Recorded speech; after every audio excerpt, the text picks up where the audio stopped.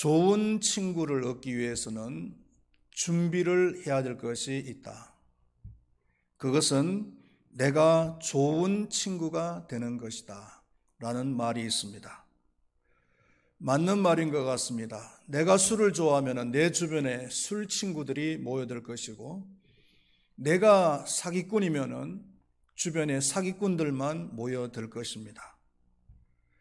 같은 의미로 좋은 동역자를 얻기 위해서는 좋은 동역자가 되는 것입니다. 좋은 동역자가 되기 위해서는 몇 가지 팁을 생각을 해보면, 첫 번째로는 마음을 열어라는 겁니다. 사람을 대할 때 진솔하게 대하라는 것이죠. 필요에 따라서 이용을 하려고 하는 그런 자세를 가지면은 좋은 동역자를 둘 수가 없습니다. 그리고 두 번째로는 베풀어라 라는 것이고, 그리고 세 번째로는 어려울 때 함께 하라 라는 것입니다. 어려울 때 함께 하는 동역자가 좋은 동역자고, 좋을 때는 함께 하지만 어려울 때는 내 곁을 떠나버리는 그런 동역자, 그런 사람이 있다면은 좀 심하게 이야기하면은 쓰레기와 같은 인격이다, 이렇게 말을 할 수가 있습니다.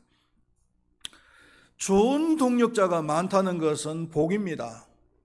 바울은 로마서 16장에서 총 33명 정도의 동역자를 소개하고 있는데요.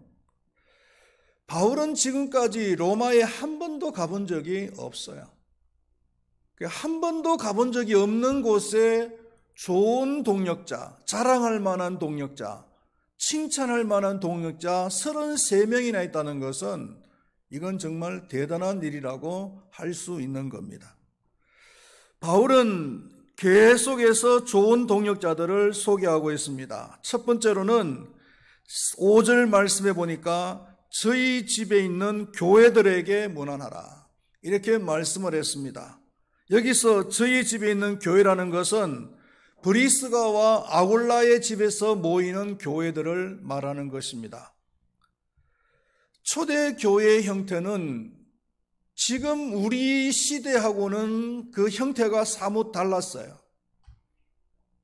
지금은 교회라고 하는 독립된 건물 형태가 있잖아요.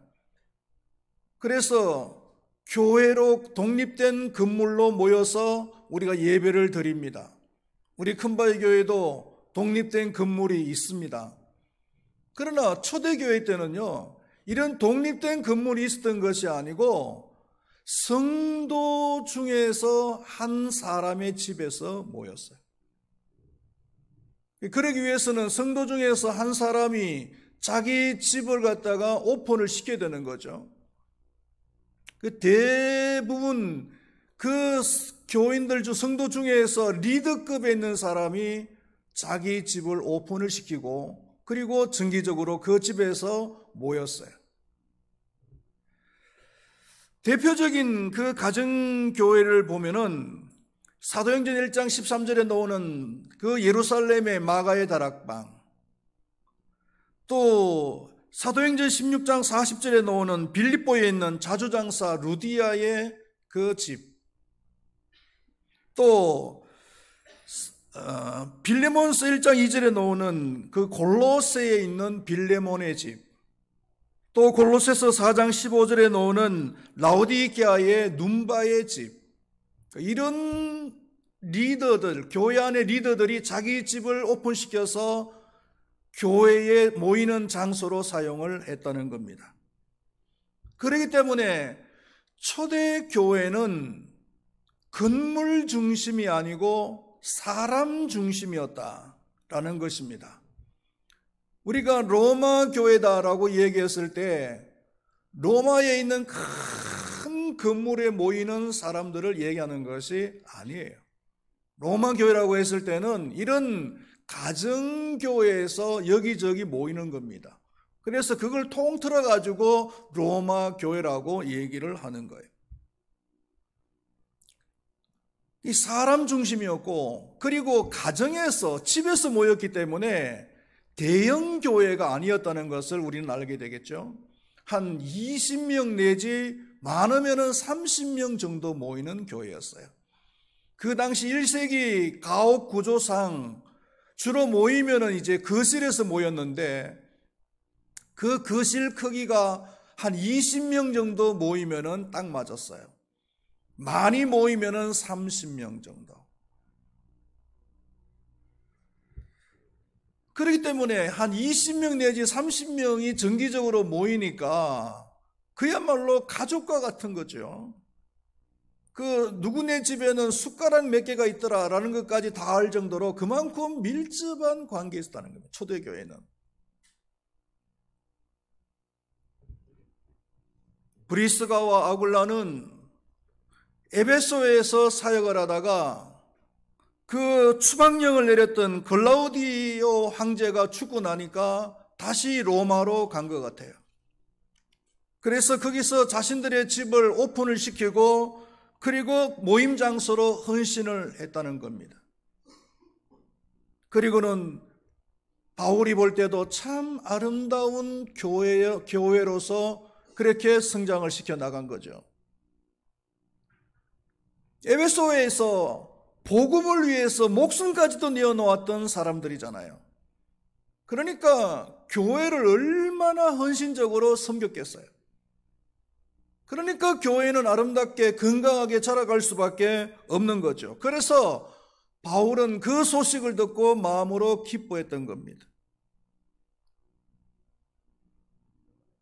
교회가 건강해지려면은 성경적으로 할 수 있으면은 성경적으로 돌아가야 됩니다. 성경에서 말하고 있는 교회가 가장 건강한 교회겠죠. 이 성경에서 말하고 있는 교회는 바로 초대교회를 이야기하는 거죠. 현대 교회가 건강해지려고 하면은 초대교회로 돌아가야 된다는 거예요. 초대교회는 일단 대형 교회가 아니었어요. 대형 교회의 문제가 뭡니까, 여러분? 오늘날 대형 교회들을 많이 추구하고 대형 교회들이 많이 나타나는데, 대형 교회는 교회 건물을 짓는다거나 아니면은 교회 건물을 유지하는데 너무나 많은 돈이 들어가요.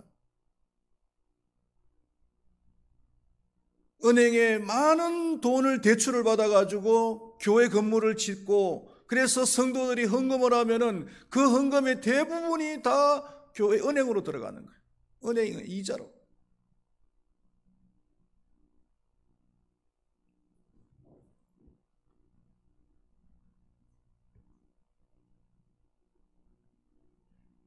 그리고 대형 교회는 가족 분위기가 없어요.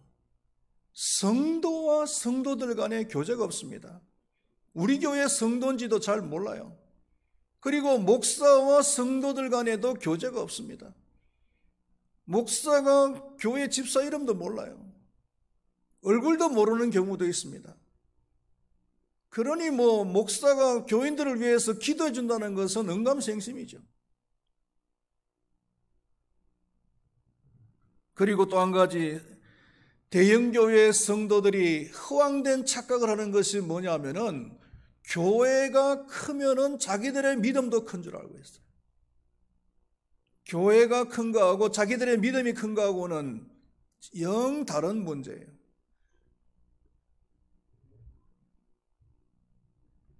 여러분, 20명 내지 30명이 모이는 그런 가정교회 형태로 있으면은 교회가 아주 힘이 없을 것 같죠. 능력이 없을 것 같죠.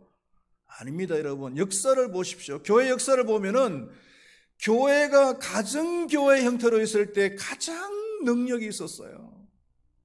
로마의 그 300년 동안의 압제를 갖다가 견디고 마침내는 오히려 그 로마를 삼켜버렸어요.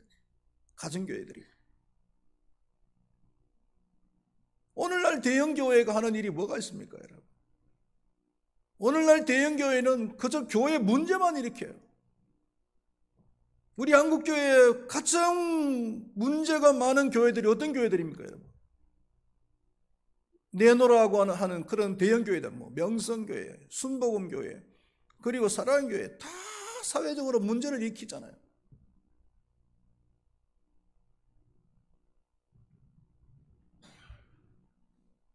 중세교회가 왜 망했습니까, 여러분? 중세교회가 대형 교회를 건축하다가 돈이 모자라니까 뭘 만들었어요? 속죄부를 만들었어요. 속죄부를 만들어, 성경에도 없는 속죄부를 만들어 팔다가 결국은 종교개혁자들이 이거는 아니다 해가지고 종교개혁을 일으키고 중세교회가 무너졌잖아요.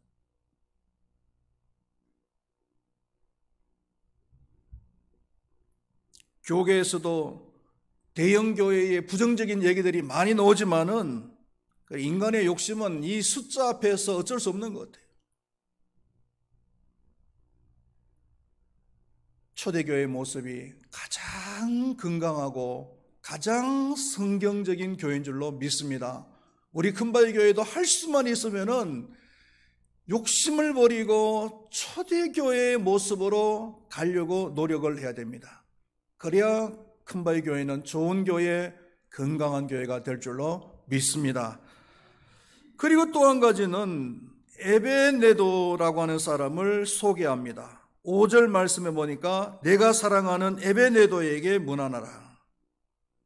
이 에베네도라고 하는 사람은 바울이 아시아에서 브리스가와 아굴라와 함께 선교 활동을 할 때, 선교 사역을 할 때에 처음으로 전도한 이방 사람이에요.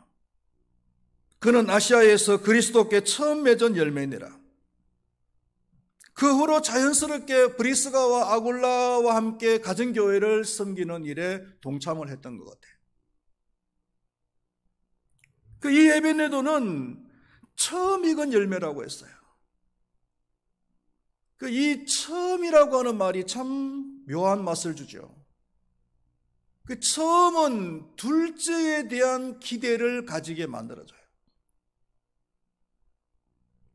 젊은 사람이 결혼을 해가지고 제일 먼저 기대되는 것이 뭡니까? 아기잖아요. 두 사람 사이에 아기를 낳아야 되는데 결혼을 하고 한 몇 달 정도는 계속 좀 긴장감을 가집니다. 우리도 다른 부부처럼 아기를 가질 수 있을까? 한 몇 달간은 계속 긴장감을 가져요. 그런데 임신을 하고 그리고 10개월이 지나서 아기를 낳으면은 우리도 아기를 낳을 수가 있구나 라고 하는 그런 자유감을 느끼는 거죠. 가질 수 있는 거잖아요. 그리고 둘째에 대한 기대감도 가질 수가 있는 거거든요. 사역자들도 마찬가지입니다. 오늘날 목회자들이 교회를 개척해서 전도를 하는데 열심히 전도를 해도 전도가 안 되어지면 열매가 맺혀지면 얼마나 긴장되겠어요. 나는 안 되는 사람인가. 많은 그런 어떤 긴장감을 가지고서 사역을 하다가 드디어 한 명이 전도가 되어졌다. 얼마나 기쁘겠어요. 한 명이 전도되어졌어. 그러면 2명도 되겠다, 3명도 되겠다라고 하는 그런 기대감을 가지는 거죠. 사도 바울도 이 에베네도가 처음 전도가 되어졌을 때 얼마나 그 사람을 보고서 기뻐했겠어요. 그리고 2명에 대해서 3명에 대해서도 기대감을 가졌을 거란 말이죠.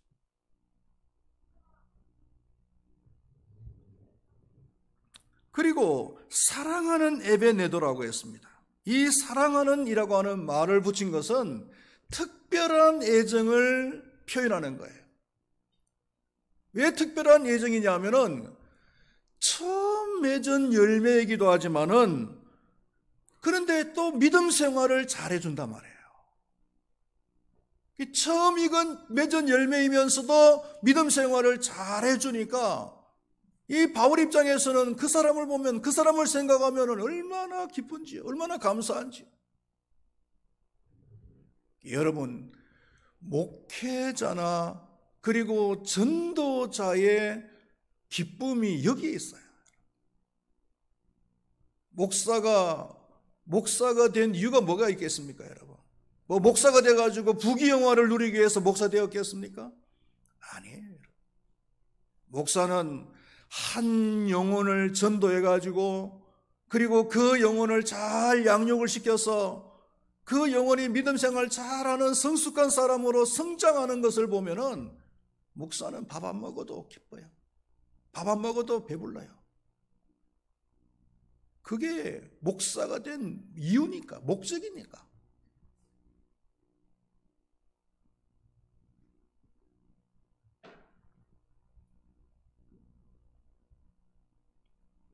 바울이 이 에베네도를 생각하면은 너무나 기쁘고 너무나 감사하단 말이에요. 여러분들은 정상적인 궤도로서 신앙생활을 잘하고 있습니까? 아니면은 여러분들에게 있어서 처음 맺은 열매는 있습니까? 그리고 그 처음 맺은 열매들이 지금 신앙생활 잘하고 있습니까?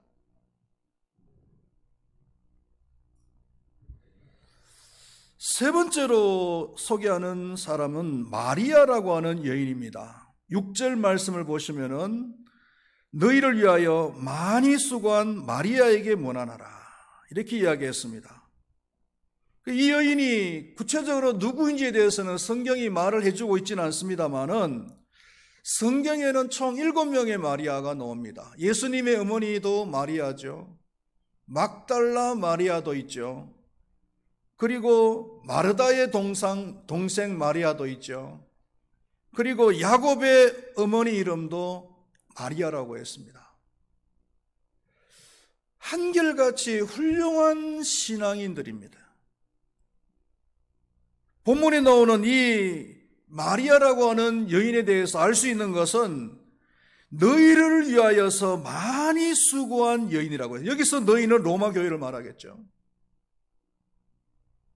이 말씀 한마디 가지고도 우리가 추측할 수 있는 것이 뭐냐면은 이 마리아라고 하는 여인은 첫 번째로 초대 로마 교회 교인이었을 것이다라는 것을 추측할 수 있을 것이고, 그리고 두 번째로는 로마 교회를 많이 헌신적으로 섬긴 여인이라는 것을 알 수 있고, 그리고 바울까지도 알 수 있을 정도면은 바울의 선교 사역에 많은 도움을 준 여인이라는 것을 알게 될 겁니다.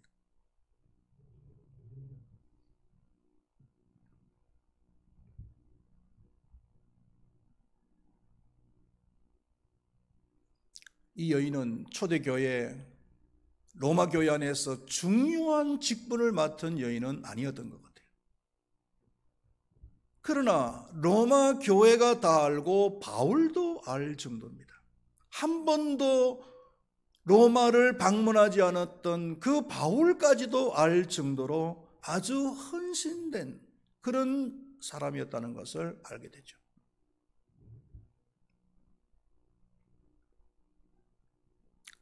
여러분들에게 권하고 싶은 것은 직분과 상관없이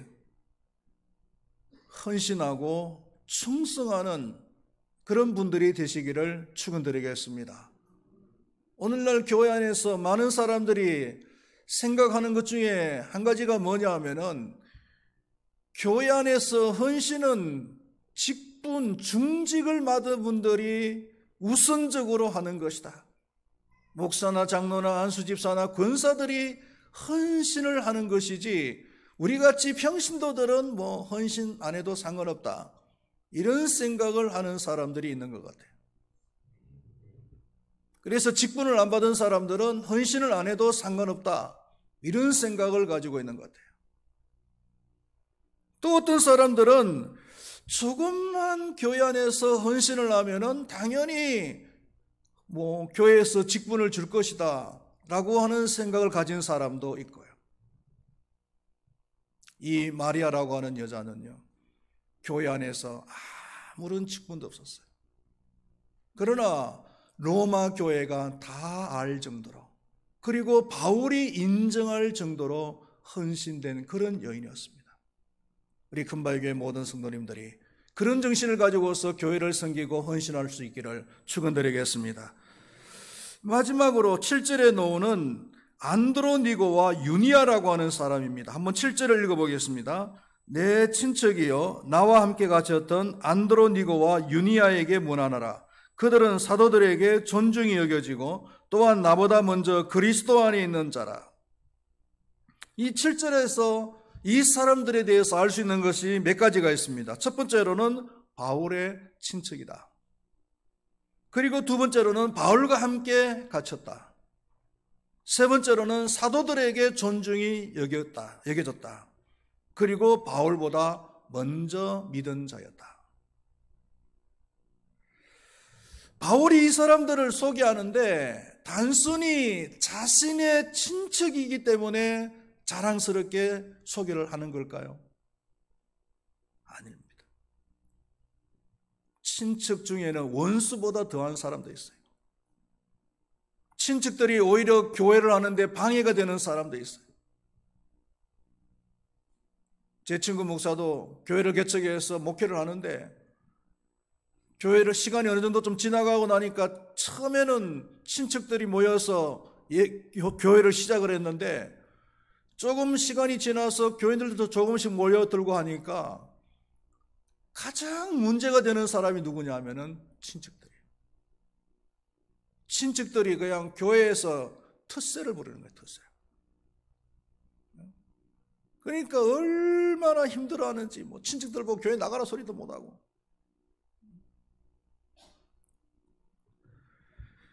단순히 친척이기 때문에 자랑스럽게 소개하는 것이 아닙니다. 이 사람들은 바울이 감옥에 갇혔을 때 도망하지 않고 함께 갇힌 사람들이에요. 바울을 버려두고 우리만 도망할 수가 없다라고 생각을 하고 바울과 함께 같이 감옥에 갇혀준 사람들이에요. 얼마나 멋진 사람들입니까? 그래서 사도들에게도 높이 평가를 받는 사람들이었어요. 바울이 수고할 때 함께 수고했고, 바울이 감옥에 갇혔을 때 함께 갇혔고, 바울이 매를 맞을 때 함께 매를 맞는 사람들이었단 말이에요.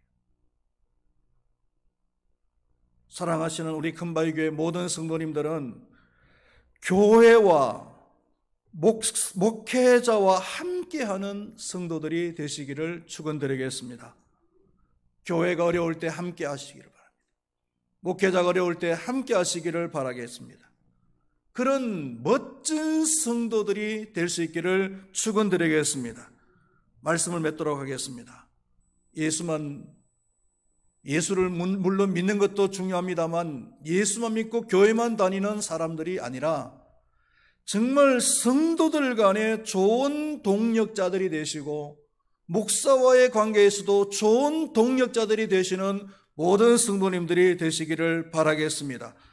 그래서 목회자가 외부에서 우리 큰바위 교회를 얘기할 때 아니면 우리 큰바위 교회 성도님들을 얘기할 수 있는 기회가 있을 때 그분을 얘기할 수 있는 그런 자랑스러운 모든 성도님들이 될 수 있기를 축원드리겠습니다. 기도하시겠습니다. 하나님 아버지, 오늘 바울은 좋은 동력자들을 소개하고 있습니다. 하나님, 우리가 예수님을 믿고 신앙생활을 하는데 성도와 성도들 간의 좋은 동력자, 그리고 성도와 목회자와의 관계에 있어서도 좋은 동력자가 되는 것이 너무나 중요하고 복 있는 일인 줄로 믿습니다. 우리 금발교회 모든 성도님들은 좋은 동력자가 되게 하시고 좋은 동력자들을 많이 두고 믿음 생활할 수 있는 행복한 삶을 살아갈 수 있도록 도와주시옵소서. 감사합니다. 예수님의 이름으로 기도드리옵나이다. 아멘.